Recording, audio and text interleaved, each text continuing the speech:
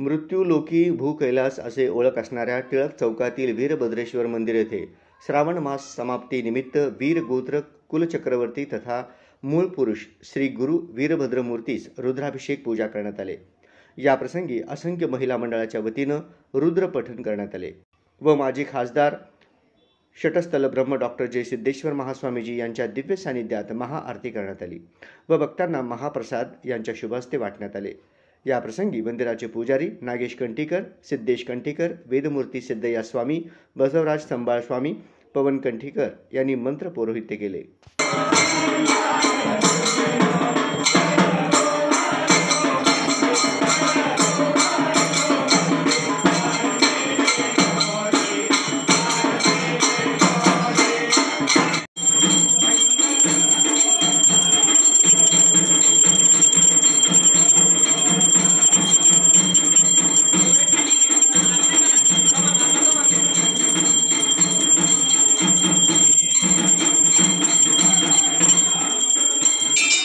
शिवन म्हणून स्त्री आणि पुरुषाचं संगम मानवाच्या कल्याणासाठी उन्नतीसाठी येथे संपन्न झाले आहे। आता ध्यान करायचं तुम्ही सर्वांनी, डोळे झाका, हात जोडा, शेवटचे 5 मिनिट।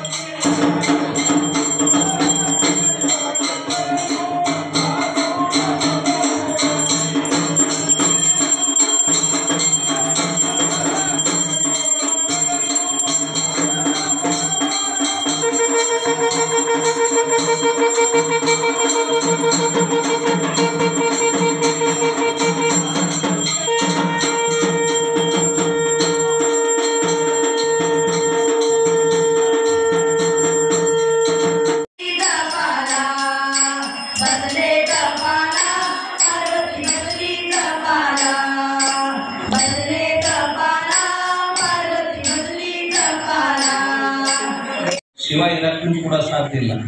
ಶಿವ ಇರುವಾಗ ಶಕ್ತಿ ಇರಲೇಬೇಕು, ಶಕ್ತಿ ಇರುವಾಗ ಅಲ್ಲಿ ಏನಪ್ಪ ಶಿವ ಇರಲೇಬೇಕು। ಪೃಥ್ವಿಯೊಳಗೆ ಒಂದು ಶಕ್ತಿ ಐತಿ, ಗುರುತ್ವಾಕರ್ಷಣ ಶಕ್ತಿ।